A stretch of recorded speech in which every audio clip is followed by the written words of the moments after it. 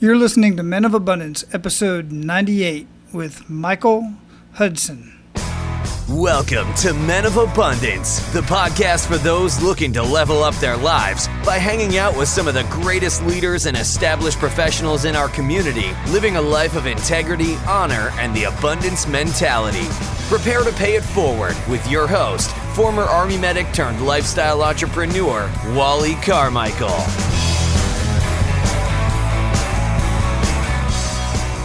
What is new in your world today, Men of Abundance? I am Wally Carmichael, your host and founder of the Men of Abundance podcast and community. I'm so excited to be here with you again today.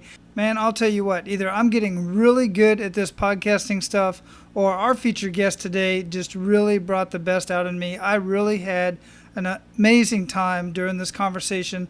I learned so much, and I know it has a lot to do with the fact that I'm doing everything that I can to bring my message to you and to the world. And that's what we talk about today. Michael and I, our featured guest, talk today about getting your message heard and why that is so important for so many reasons. Not just for business, not just for your job or your vocation. Virtually everything you do from the time you wake up to the time you go to bed, and even nonverbal communication skills have so much to do with your daily activities, your happiness, your success, everything. Getting your message heard is extremely important, and we're going to have that conversation today. And in the spirit of getting our message heard, I got to learn how to talk right. But in the spirit of getting our message heard, I would love for you to share this message and this podcast with everybody that you come in contact with. Okay, maybe not everybody, but share this message and share this podcast with people who you feel can absolutely benefit from this message of abundance. Because as you know, we don't just talk about the highlights. We talk about those kick in the gut moments and why it's so important to share those kick in the gut moments and what it takes for you to get out of that moment and have your pivot point and then possibly even capitalize on that, make you a better person, because I guarantee you every experience, good or bad, makes you a better person than you were the day prior. That is, if you learn from it. So as soon as you get a chance, go to iTunes, make sure you subscribe, hit the share button, share this on your social media, share the website, Men of Abundance, do whatever you feel is right for you, and help us get the word out. Now listen to this 5-star review. It starts out, inspirational show, check it out. I love the topics that Wally touches upon. This show will make you want to be a better person. It did me. That was by Jim WJ. Thanks, Jim. I truly appreciate that. And this 5-star review is from World Traveler 71. This one kind of made me laugh. I really appreciate this one. It reads, Show for Men, 5-star review. I never thought I would see the day that a show would come out in any form of media that is designed and targeted at men. I am glad that someone was able to step out and do a show like this. Women may have Oprah, but guys have Wally. I truly appreciate that, World Traveler 71, and if you want to get a shout out on the Men of Abundance podcast on one of the next episodes, just leave your rating and review on iTunes. I truly appreciate it. Now let me share just a little bit about our featured guest today. He is a teacher, speaker, writer, facilitator, coach, and ideapreneur who can help you get your message heard. He works with entrepreneurs, executives, and experts seeking to get clear on their message and how to communicate it to create their impact on the world. He is the author of the book Public Speaker Secrets, which I have. It's an excellent book. It's filled with practical insights you can use to increase your impact every time you share your message. Communication is truly Michael's gift. He learned early that if you express a vision of what is possible and effectively communicate it, you could generate momentum and engage people in making it a reality. Men of Abundance, it is my pleasure to introduce you to Dr. Michael Hudson. Michael, welcome to the show, man. Thanks very much, Wally. It's a privilege and a pleasure to be here. I just wish we were face to face and I was sitting in Hawaii with you. You and me both. I really do. So where are you at in the world? Where are you? Delaware, so I'm about as far away in the U.S. as you can get unless I went up to Maine. No kidding. Well, you are the first person that I've talked to that's actually in Delaware. I don't know if other people were from Delaware, but you're the first one to share. What's it like down there right now? Well, when I leave, I have to turn the lights off. So, today's actually one of those ridiculous, spring days. It's like 42 degrees. So we're not real happy with that. But it should be about 55. But the weekend's going to be 70, so we're excited about that. Woo, even 55, man. I haven't been in that temperature for a long time. Yeah, for you, you'd need a parka. Most definitely. I definitely would. So, I am seriously excited about having you on the show because I 100% agree with what I just said about and what you got going on with getting your message out, because I talk to so many people that they have a message to share and they just don't know how to get it out there. And myself included, I'm doing everything that I can to get this message of abundance out to the world. And you're going to learn, Men of Abundance, and if you haven't already figured this out, that many people truly have messes in their lives, serious messes. Mm-hmm. That's why I like to bring up that kick in the gut moment. And many people have turned their mess into a message. But you don't have to have a mess to have a message. And I'm sure Michael's going to share that with us here today. Before we get too much into it, Michael, I like to start the show out the way I start pretty much every single morning, which is with an attitude of gratitude. And I did just this morning, and I'd love for you to do that right now. Great. And Wally, my gratitude for today is that the chance to have conversations with people like you and the privilege I get of sharing ideas that help people get clear on their message and sort of get past that mess in their head. Because I think you're spot on. The mess in our head is what gets in our way the most. And my core passion has always been helping people discover and achieve their true potential. And I think the main thing that stops most of us is that limiting message we put in our head. We don't think with that abundance mindset. We think that everything is limited. So for me, my gratitude today is having a chance to be with you, put some ideas out there that may challenge some of your folks. And man, the great thing is I don't have to leave home to do it today. It's not on an airplane and leaving my family. I get to sit here and have this great conversation. So, I feel very blessed to be able to do that, and I'm grateful for the opportunity. Man, I absolutely love that. Thanks for sharing that, and thanks for saying that too, because I would certainly love to be sitting here face to face with you as well. But the technology that we have is simply unbelievable. I'm going to share this with you really quick, and I want to get into your intro because we just talked about what you do, but I want to learn about who you are, who Michael is, and what brought you to what you're doing today. But before we get started with that, I want to share it with somebody. Today, I stole my wife's car. And I'm only bringing this up because we're talking about the technology. I took a day off work. I stole my wife's car. I drove it down the street to get the windows tinted, and she doesn't know this. And I'm actually sitting here because I walked back to my truck, and I'm looking at this, beautiful scenery in this bay here, and I'm sitting in my truck on Skype, on my computer, with a mic, and talking to you in my Toyota Tacoma. And if I hadn't said that, nobody would probably know. I'd record many of my shows right here from my truck.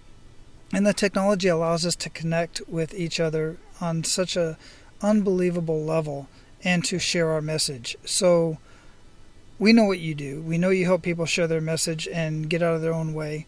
Let's learn more about you. Let's get a little bit personal.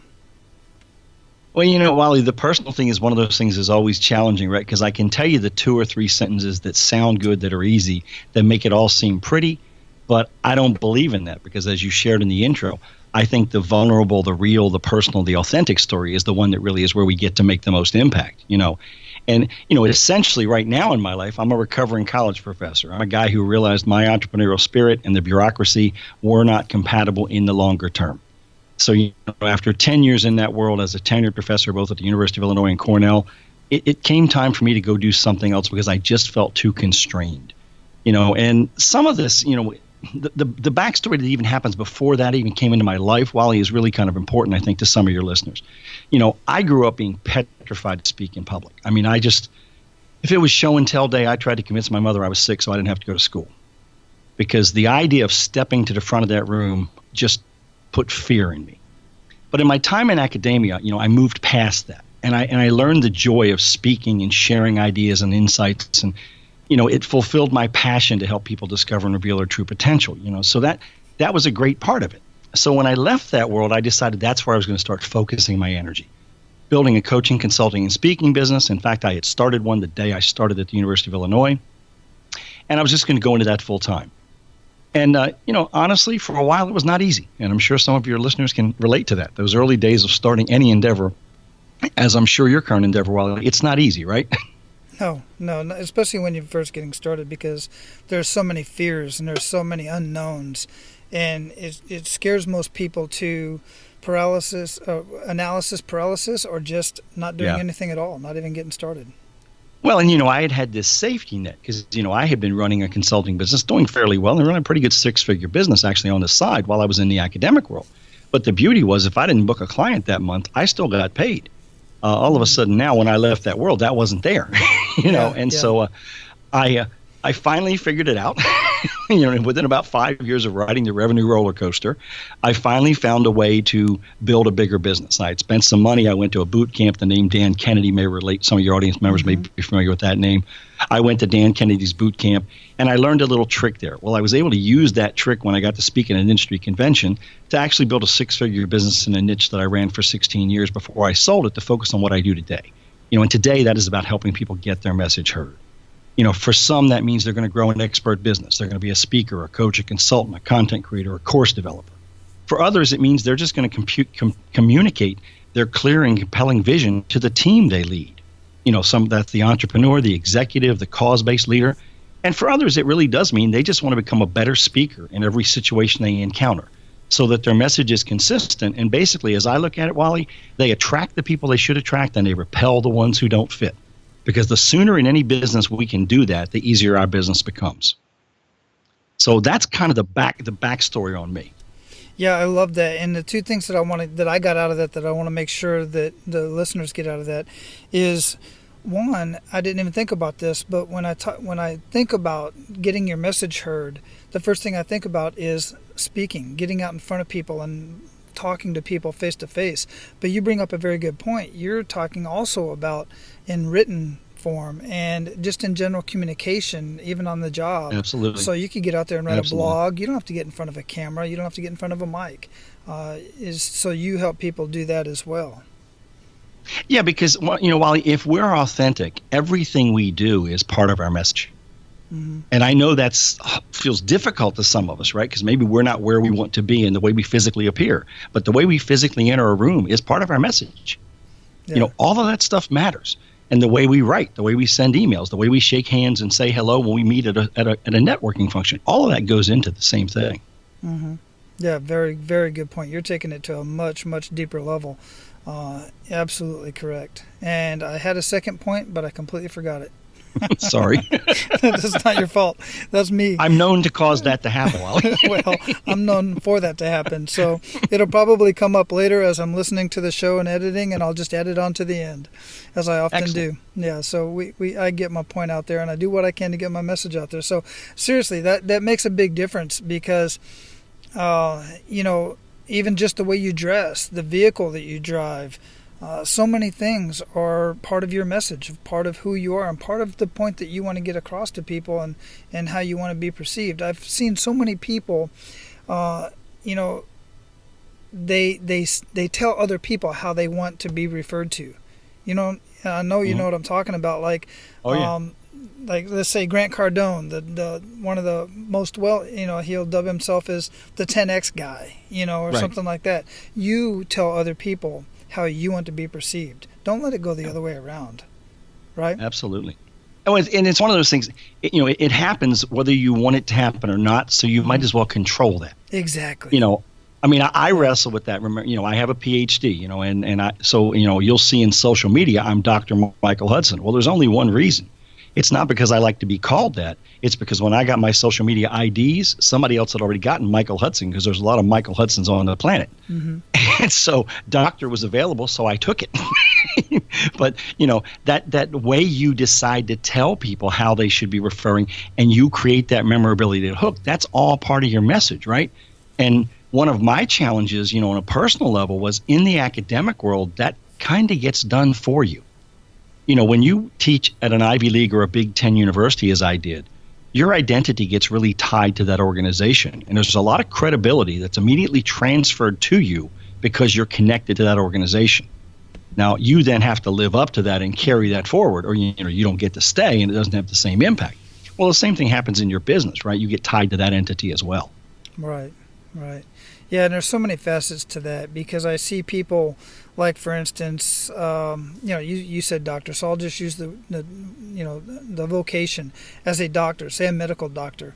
And you look at a medical doctor and you think, well, he's a medical doctor, so he's got to be driving, a Porsche or something of that nature, or especially somebody who works with clients, a real estate agent maybe, or an attorney, or somebody who's, helps you in your finances and whatnot. But I'm here to tell you, man, some of the smartest doctors I know, quite frankly, and I've worked in the medical field for quite some time, they drive some beat up old car that just gets them around here on the island. They got their priorities straight. They're not working for the car. They're working so that they can have a good lifestyle. We're going down a different path. We're going down a different rabbit hole here. That's all right. It's interesting. But it still paints the picture of who you want to be perceived as, right? Yes.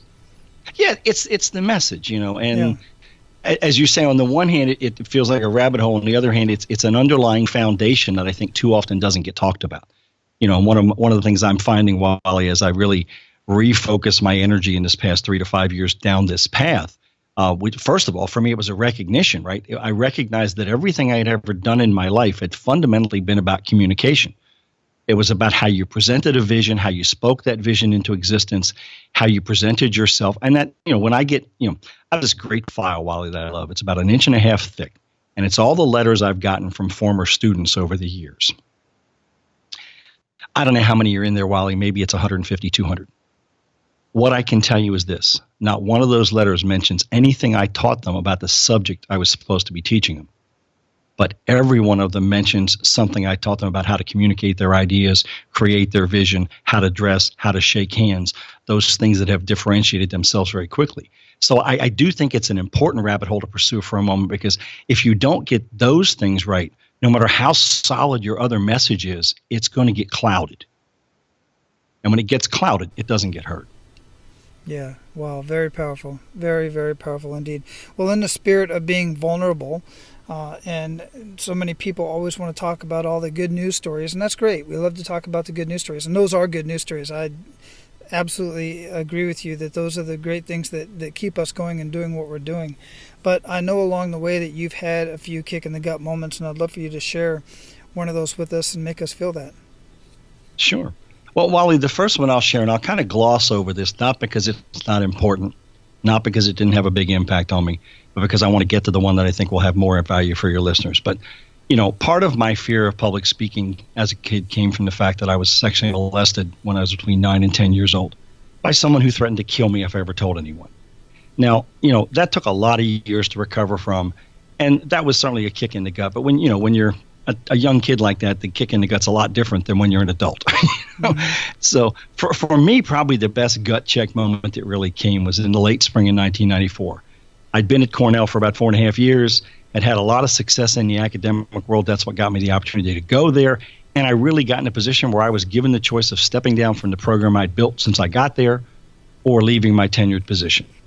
And, the truth is, it's a moment I kind of created, Wally. And I didn't necessarily acknowledge that or do it with massive intention, but I knew I was unhappy.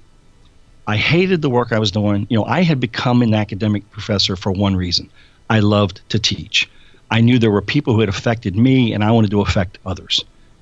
But what happened is I had a student walk in my office one day, and the program I was running was having a great amount of success, but I was working 7 days a week. I was working 10 to 12 hours a day. Had a student come in and said, I've got a problem. Have you got a moment? And I didn't have a moment. In fact, the first moment I had on my calendar was about a week down the road. And I'm not really exaggerating. That's the truth. Well, he kind of gave me the kind of hand gesture a ticked off college student can give, and walked out of the room and muttered under his breath, "You're supposed to be here for us." That was a gut check moment, Wally, because that's when I realized, you know what? I am. That's why I got into this business. I looked down at the time at my gut, carrying about 75 pounds I shouldn't have been carrying. I looked at my stress level, the hours I was spending, and I did some quick calculation for my calendar. And I discovered that though I was there to help the students, and that was my passion, I was spending less than 15% of my time with them, and the rest of my time on bureaucratic stuff, most of which I didn't believe in or think needed to be done. So, the problem I had was I didn't know how to walk away. I feared people would think I was insane. I was worried what they'd talk about, because I had an endowed chair at an Ivy League institution. I led a university-wide program getting all kinds of visibility. And I was kind of living off the glory of that, but I wasn't happy. And I was kind of broken inside, frankly, because I had lost my connection to my real passion, which was teaching the students. And, the good news for me, Wally, is I was essentially the CEO of a program, and I had an advisory council of volunteers. So I pushed the envelope a little bit to see how far I could go. All of it was in good intention, nothing illegal, nothing immoral, just things to try to see how far will they let me go in continuing to grow this program entrepreneurial. I pushed it far enough that we reached the point where, much like any board would treat their CEO, they said, you know what, we're not seeing this eye to eye. It's time for you to go. So in reality, what I had tried to make happen did happen. It gave me the path to leave. But you can imagine, after a pretty successful 10-year ride in the academic world, essentially being asked to leave a position is painful, and feels like somebody has punched you in the gut about as hard as possible. And now you come home, and that's where I came home and helped my father with some things. But my mother was having some illness problems at the time. But you don't know who you are anymore, because like we were just talking about, the whole identity had been defined in that world. So that sort of put me into a real bad place. And I'll stop there. That sort of sets the stage for you. Yeah, and I get that. I really do. I mean, it's really, I want to bring this a little bit home, because unfortunately there are a lot of parents out there who are, working their butts off to make ends meet. And when their son or daughter comes up and asks them for something as simple as, reading a book together, or, sitting down and watching a TV show. Just last night, as a matter of fact, I was getting caught up on editing some podcast, and I'm making some changes to my website. And my son was over watching a show, and I was half watching it because it was very interesting.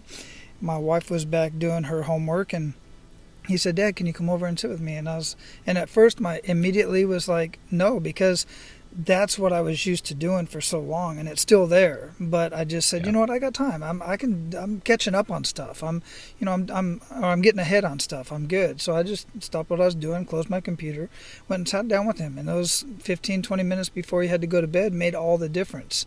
And that student, I have no idea what that student needed. I don't even know if it was about anything academic. It might have been something personal, but he felt that he felt you were the person to go to. That's a huge honor in itself. Yeah, and my not being available violated that trust. Exactly. Because it was a personal issue, and he thought it would be a long conversation. I should close that loop that I leave open there with that story, Wally. I got up and followed him out of my office, and I said, "Wait a minute, you're right, come back." I said, "What do you need?" He goes, "No, you don't have time." I said, "Well, let's just start the conversation, see if I can help." And in 5 minutes, I gave him what he needed. And the whole lesson in it to me was, remember why you're here. Remember what the purpose is. Right. And I was losing that because I got so caught up, and I think a lot of us do. And this ties back to our theme here, Wally, because when we get caught up, our messaging gets lost. We start speaking the message we think we're supposed to speak. Right. I refer to that euphemistically as we put on the mask and the suit, and we become who we're supposed to be in the role we're playing. And it's almost like now we're performing as opposed to living, and we have an incongruity between who we are, what we believe, and what we're actually doing on a day-to-day basis. I was given the opportunity to walk away and get those things aligned back in my life again. If any of your listeners are in a similar situation, I encourage them, find the path out if that's how you're feeling. Yeah. And listeners and Men of Abundance, I want to clarify this too, because I don't think Michael's saying, and I'm certainly not saying, that you have to quit your job to go do what you want to do, because by just doing something different that allows you to enjoy life in a better way, send your message out there, it makes being at work, if you enjoy doing what you do at work, it makes being at work so much more fulfilling, and you can be engaged in work by listening to how to get your message across. First, realizing what is your message. So I'm sure there's a lot of folks that you work with that really don't know what their message is or should be. Well, and I think it goes back, and this is where I'll go back to, the abuse incident in my life. I was adopted when I was 3 months old. So, I had a bunch of those things that made me question my worth. I was blessed with fantastic parents. I am grateful to God every day that I was given the parents I was given. But in reality, you grow up and there's a part of you that always wonders, am I good enough? Am I good enough?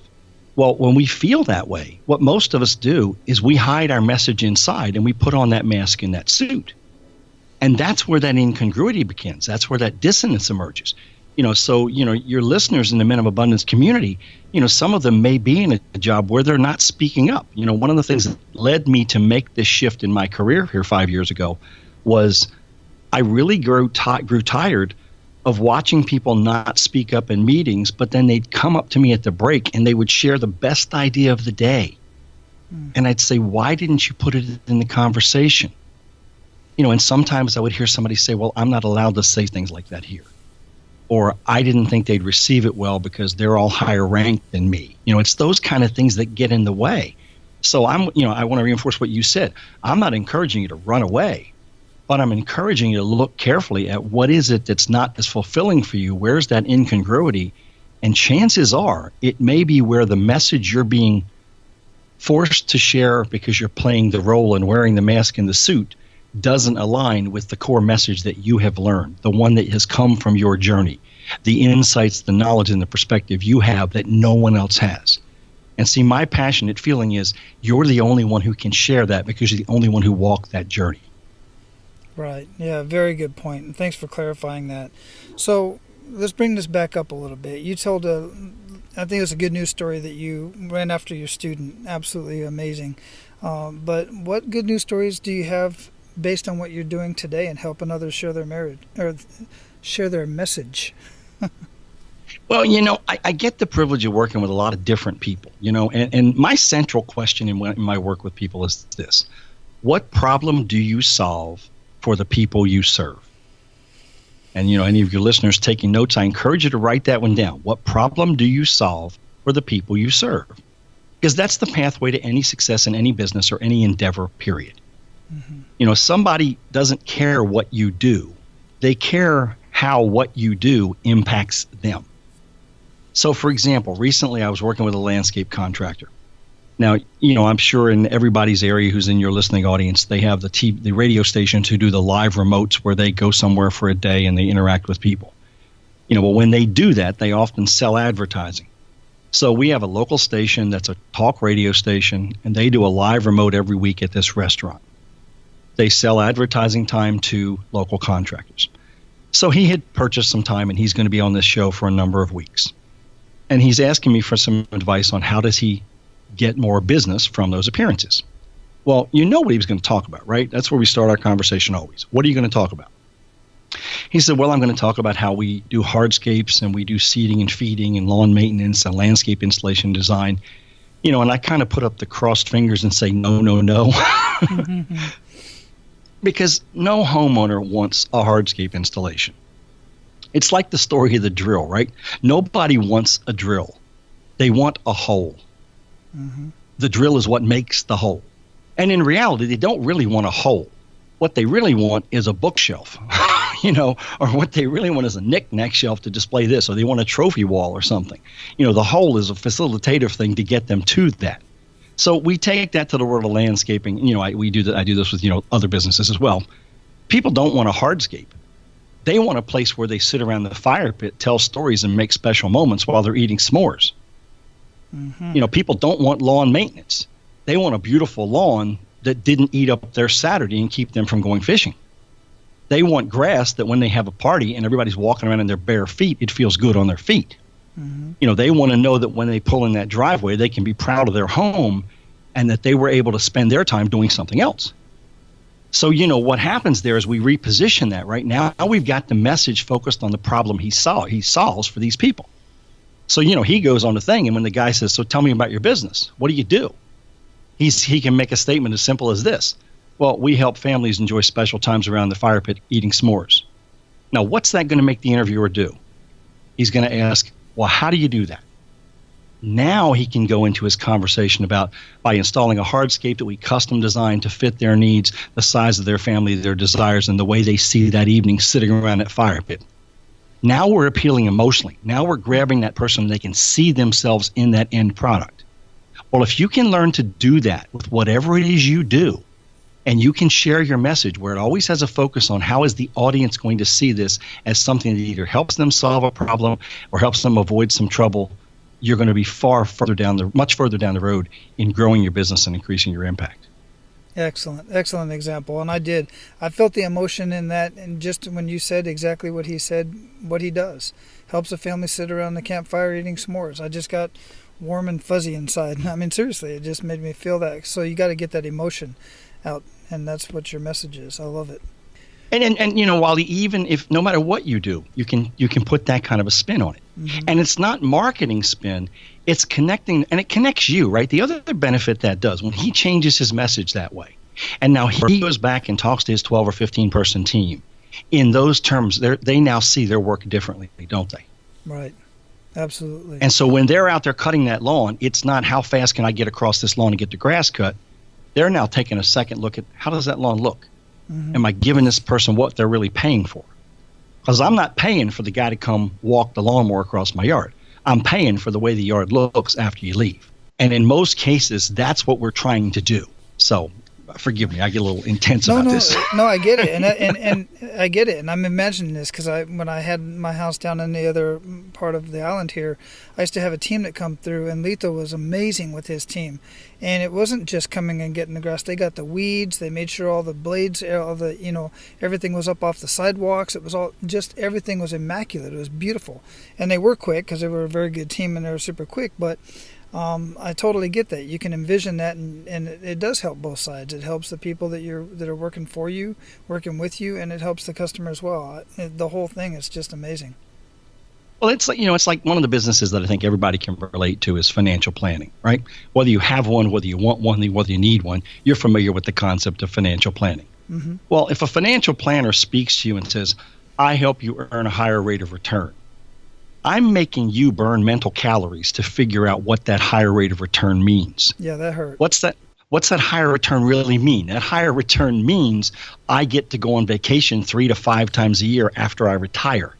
It's all, any message to me is all about how do you make it tangible to the listener so they know what it means to them. Excellent. So, Michael, that's some great information, and we're going to share some even more information here because we're getting ready to pay it forward to our abundant leaders. You ready to do that? Absolutely. Excellent. Hey, man, here at Men of Abundance, I'm really big on living your life of abundance in family, faith, finances, and fitness. And we have all of these discussions. But one of the things that we've been talking about lately is improving and increasing your finances. And there are so many reasons for that I'm not going to get into today. But we're always talking about why it's important and a few ideas about how you can do that. But I've never really shared the nuts and bolts about exactly what to do and how to do it.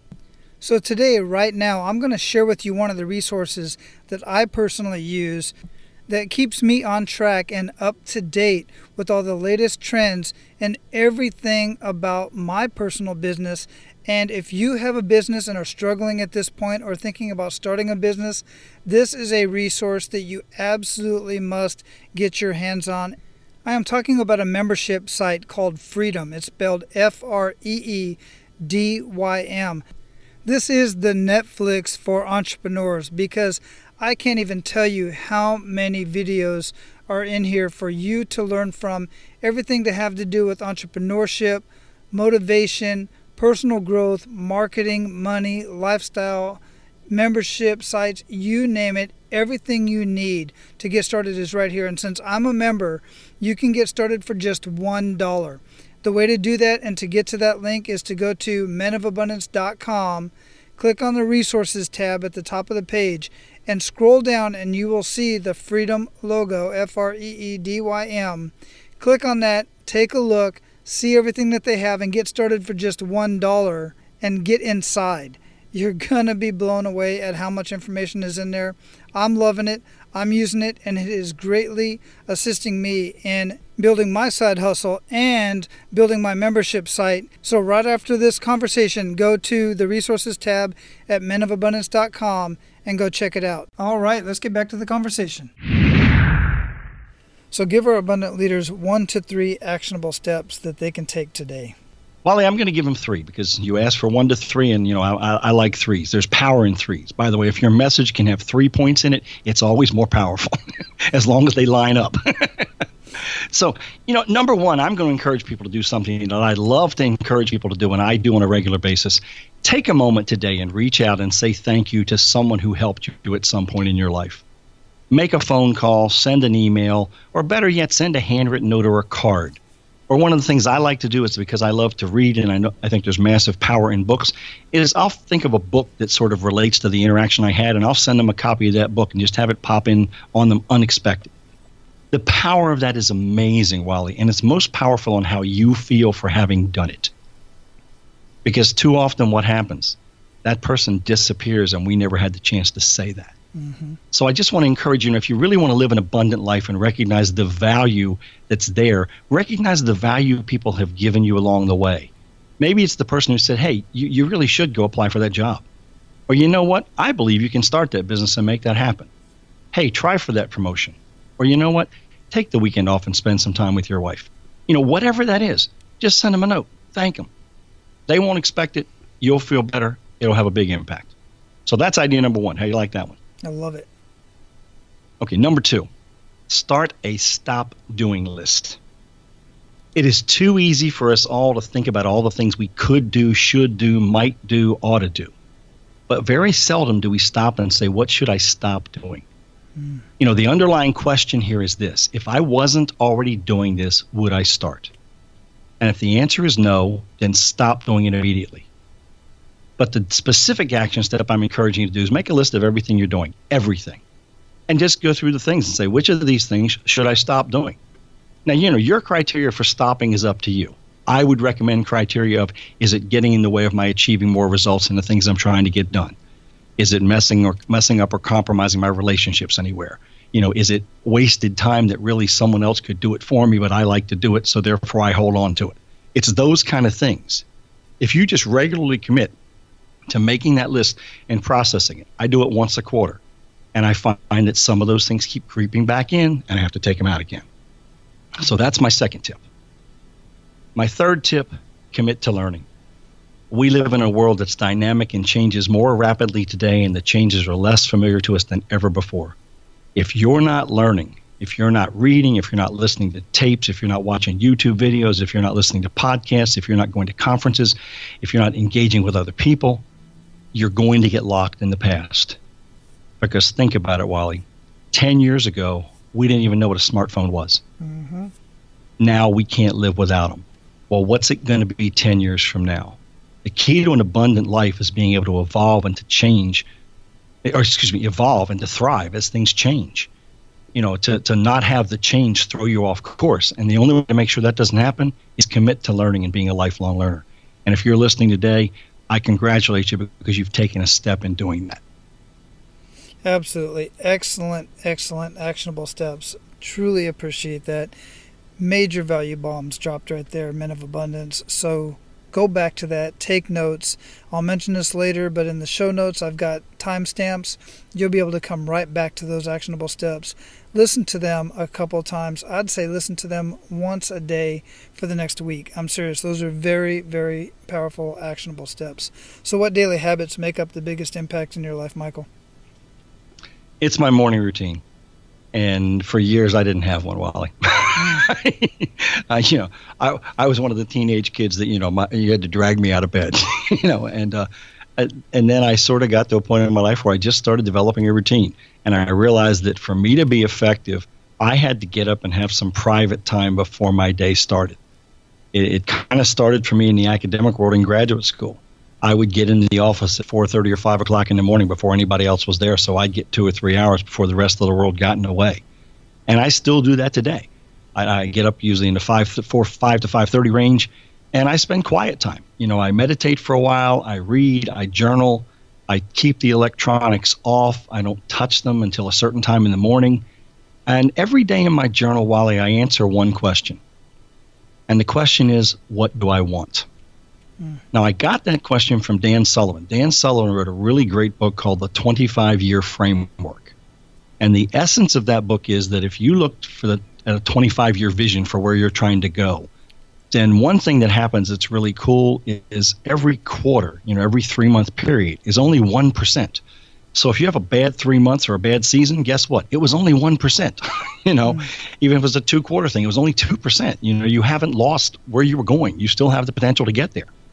So, when you answer that question, what do I want? Answer it with that idea in mind, not just what do I want today, but what do I want in that longer term, bigger picture? Because what we're trying to do in doing this exercise is frame our mind on something bigger. Because it's too easy to get bogged down in the day-to-day stuff and think, well, what I want today is to not get caught in being overdue on this check, or on this payment or whatever. Or, what I want today is to make sure I clean up the mess I made yesterday. Well, that's important. But if you put your mind out there and take a little devotional time every morning and think about where do I want to be in 25 years? What do I want then? It really changes your perspective. And I found some significant change. And by the way, I do recommend Dan Sullivan's book, The 25-Year Framework. I think you actually have to buy it from his website, which is Strategic Coach. But this process has been invaluable to me since I started doing it. I just started doing it about 6 months ago, to be honest. So that piece of my day changed, but it's been really a valuable shift. Well, excellent, and thanks for recommending that. I'll have that linked up in the show notes at menofabundance.com. Just search Michael or Hudson or Michael Hudson in the search bar, and it'll pop right up. So other than that book, what are you reading or listening to right now that you'd recommend to our abundant leaders, and why? Right now, Wally, the most recent book I've been reading is Deep Work by Cal Newport. Oh, man. And you've read it? It's been recommended so many times on the show. I've got so many darn books listed that I got to get. And I literally just recommended that book to somebody yesterday, even though I haven't read it. It's been recommended by so many men like yourself. So I got to get a hold of it. Well, it's a great book, and it's a great book for this reason. And it's a book that's split into 2 phases, phase 1 and phase 2. Part 1 will appeal to some people and not to others, and part 2 will appeal to others and not. There's a little balance there, which I like about books. But it'll help you change the way you work, and it kind of ties back to that stop doing list I was talking about. Mm-hmm. But it's about refocusing your energy to work on the things that matter. Well, the first step in doing that is you got to figure out what matters. And you've got to also get brutally honest with yourself to say, these are the things that I'm allowing in my life that are distracting me and keeping me from getting into deeper work. There's a little reality in a rule that I learned years ago, which is, if you're doing something, Wally, and I call you unexpectedly and you take the call, so I interrupt you, you lose about 15 minutes getting back to the same state of deep work that you were in when I interrupted you. Now, to me, that's a good reason to turn the phone off for certain blocks of time so you can do deeper work. That's what deep work will teach you to do, show you to do, and help you understand the value and the necessity of doing that to really create your impact and fulfill your promise on earth. Yeah, and that's a big issue right now with a lot of people, myself included. I'm much better than most. I know this for a fact because I do get work done, but I can still be distracted by that little red dot, sitting over there on the Facebook tab or something like that, or hearing a chime coming in. I can still be distracted by that. That's why usually, like I said before we started this show, I shut off all my, little alarms and notifications and all that kind of stuff. So, yeah. And I know that that's what the book is about. So I'm definitely going to get a hold of that. And I'll have Wally, that and as you go ahead. As you say that, Wally, you point out such an important thing, right? I do a podcast interview. I put the phone in airplane mode. That's why airplane mode is there. You don't have to be on the airplane to make sure you're not interrupted by a call. Mm-hmm. Yeah, no, very good point. Absolutely. And the same thing you got to do when you're not in deep work, when you're in deep relationships, when you're wanting to sit down and have a conversation with a family member. You put that stuff away because you're sending the wrong message when your 7-year-old standing there and you're talking to them while you're looking at the screen of your phone. I mean, come on. I see this happen all the time, and I myself have been guilty with it. And he catches me sometimes. He's like, Dad. So, you just got to put it away. So great stuff, man. Well, I waffled back and forth, Wally, on an answer to your question before the book question, the one about routines, because it's not a daily routine. But I've entered a routine recently, and I actually started this around the time I started reading Deep Work. I turn my phone off at 6 p.m. on Friday, and I don't turn it back on until 6 p.m. on Sunday. And that has made all the difference in the world, which means I don't even take it with me. Yeah. And people go, well, how do you live? How do you survive? Well, I'm doing just fine, thank you. Mm-hmm. Yeah. And just that disconnect from the electronic stuff for periods of time, it helps you remember all of that's not that important. Exactly. Some of the other stuff, and the other thing I think, you're talking to men of abundance here, and I think part of abundance is, it's fulfilling you and your purpose on the planet. Well, sometimes to do that, you just got to think a little bit. I know some of us call it fishing, but when you're out there in that boat in the middle of the lake, we're really thinking, right? Mm-hmm. I don't know I know there are some people really intentional. They got to catch the fish. I don't care a whole lot about the fish. Mm-hmm. It's a way to get away. And we've got to make time for that without the electronics. And if somebody says, well, I need to get in touch with you. Well, you know what? Probably not. Right. And you can make a commitment. I'll check once an hour in case an emergency came up. But, realistically, we lie to ourselves all the time and make ourselves think we've got to stay that close in touch. And we don't.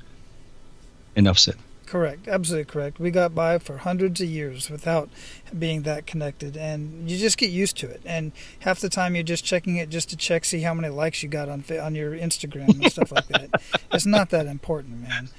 So, bringing that up, you talked about, what is it, being abundant and whatnot, but what does living a life of abundance mean to you?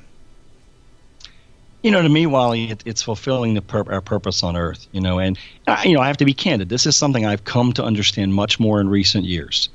I once said to someone, and it may feel odd when I say this, but I want you to think about it. When both of your parents are gone, there's an odd liberation inside of you because now suddenly you're the legacy. You're now by yourself. Mm-hmm. And I think that's when I really started to understand this more and more. And I've always felt that, I don't know why, Wally, when I was a little kid, I hated unused potential.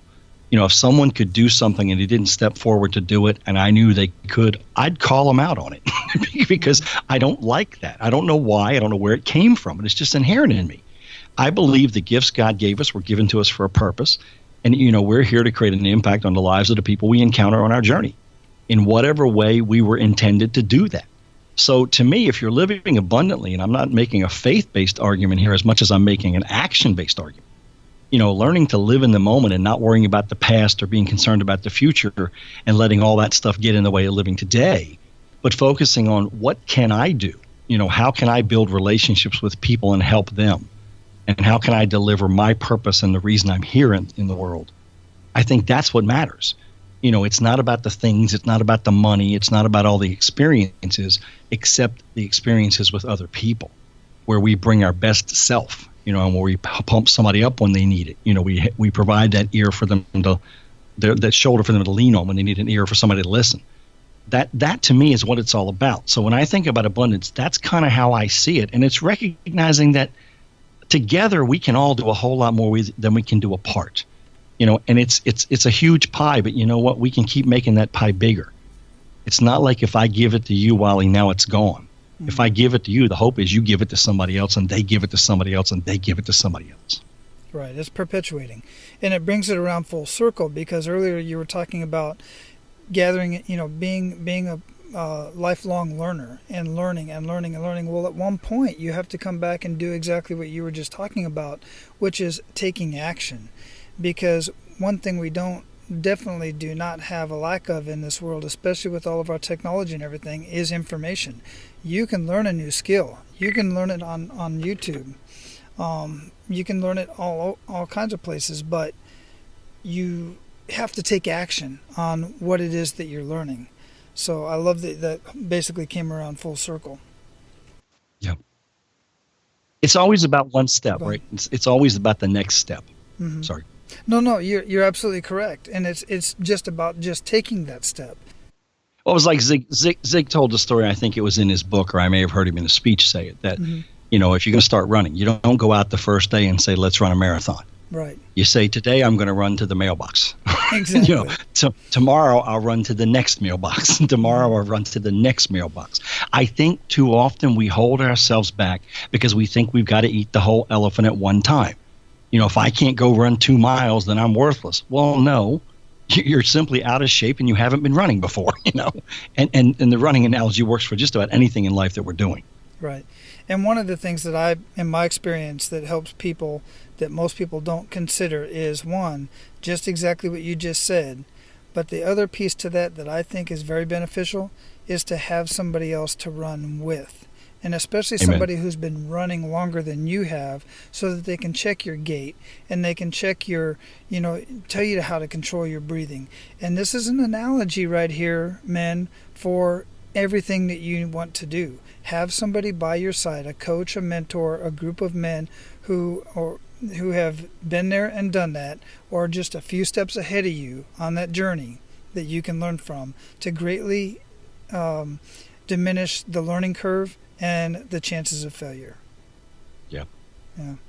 All Excellent right. advice. Oh, yeah. I mean, it's just all feeding right off of you and your message, man. So we're going to close this up, and before we do, I'd love for you to leave us with a parting piece of guidance. My goodness, you've already shared so much major value bombs. I truly appreciate it. So leave us with a parting piece of guidance and any other way that we can get in touch with you. My pleasure, and Wally, thank you for the kind words. It's been a privilege, and I think most of what I'm trying to recommend to your men of abundance is trust the journey. Learn from the missteps, but don't obsess about them. Leverage the lessons you learn so you can help others, help them avoid the pitfalls, overcome the obstacles, shortcut their path to success, the success they're seeking. Your job is to get your message heard. You've been put on this earth and given a journey, and in that journey, things have been revealed to you. I know that your message needs to be heard, and I know that there is someone who needs to hear it, and they're waiting. And there's this odd thing that happens. When you get really clear on your message, Wally, all of a sudden you start having people who come to you who need to hear it. I can't explain it, whether it's divine intervention, mystical force, the powers of the universe, I don't know. But it happens. And what happens is every one of us gains certain lessons in our journey, and those lessons are only able to be shared by us.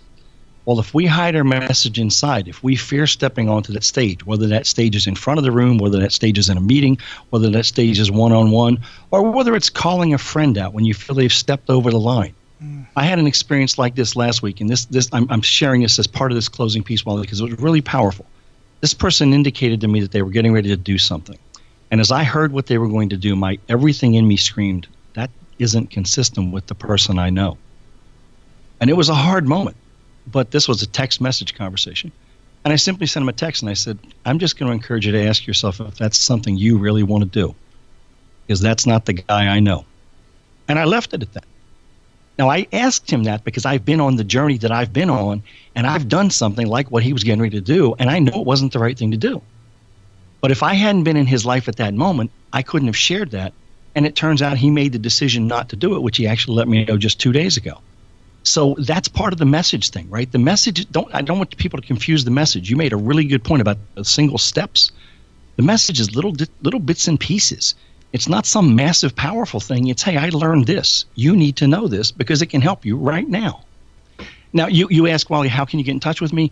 We've set up a special page on my website. It's michaelhudson.com/abundance. We worked long and hard to come up with that name. You're welcome. And thank you very much. And you just alluded to something that is interesting. I've got 3 links there. That things your men can get. One is an ebook called 52 Speaker Secrets, which is just 52 quick little 2 to 3 sentence tips that if you are in a position where you're speaking in public, it can help you increase your impact. The second is if you're really in a situation where you're going to be speaking.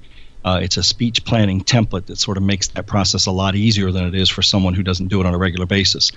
And the third is really for someone who wants to really go deeper and jump in, I do these message mapping calls, where we kind of make over the message you currently have, kind of like what I did with that landscaper that we talked about earlier.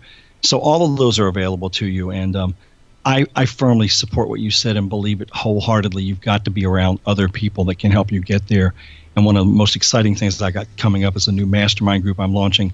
And certainly if they take advantage of any of those free offers, they'll be informed as that comes to pass in case that might be of interest to them. Excellent. I truly appreciate that. And I'll be looking at some of that material myself because I know that it can help me in my podcast, my personal podcast, when I'm on other people's shows, because I am getting on more and more shows. I do eventually at some point. I'm opposite than you. Ever since I was in kindergarten, if it was show and tell, I was ready to go. I'll show your stuff. I would grab your stuff and show it if you wanted me to. I had no problem getting in front of people. but I'm excited about going to take a look at that information myself, and I will certainly do that. Michael, it has been a very amazing conversation. I got so much out of this conversation. I know our abundant leaders did as well. So I want to thank you for your time. I want to thank you for what you do for so many people around the world, and I just want to thank you for being you, man. Thank you, Wally. I'm grateful for that, and thank you for the opportunity. You laid out a great flow to let us have a solid conversation, and I think hopefully add a lot of value for your Men of Abundance. And I wish them all much success. And certainly, if I can be of any assistance, reach out via the website, or you can always just email Michael@michaelhudson.com, and I'll be happy to do what I can to help you. Excellent. Aloha. Aloha. All right, guys, my last couple of takeaways are you definitely, as Michael said, you definitely have a message. You may not want to put it out there as a public speaker or in a podcast or even in a blog or anything of that nature, but your message is who you are, and you have to let people know who you want to be. Don't let them choose for you. Choose for yourself. Make sure that you're portraying the person that you want to be on the outside. And if you have any question about that, just ask. Ask other people. Ask people that will tell you the honest truth. And if you don't get the answer that you want to hear, then maybe it's time to either look in the mirror, make some changes, or just accept it. Maybe that is who you are. And don't try to change that. There's this term going around these days, and it's authenticity. It's more important for you to be authentically you than to try to be somebody who you are not. It just comes out naturally. As usual, I would love to hear your thoughts, and you can get in on the conversation at our private Facebook group. Just go to menofabundance.com, click on the members only link at the top of the page. You'll get access to the Facebook page. I look forward to seeing you over there. Now, go out and live your life of abundance, and make sure to pay it forward. That's all for today, Abundance Leaders. For more about our guests and the powerful information we shared with you today, be sure to sign up for our mailing list at menofabundance.com. We appreciate your time and look forward to hanging out with you on our next episode. So until then, be sure to pay it forward and live your life of abundance.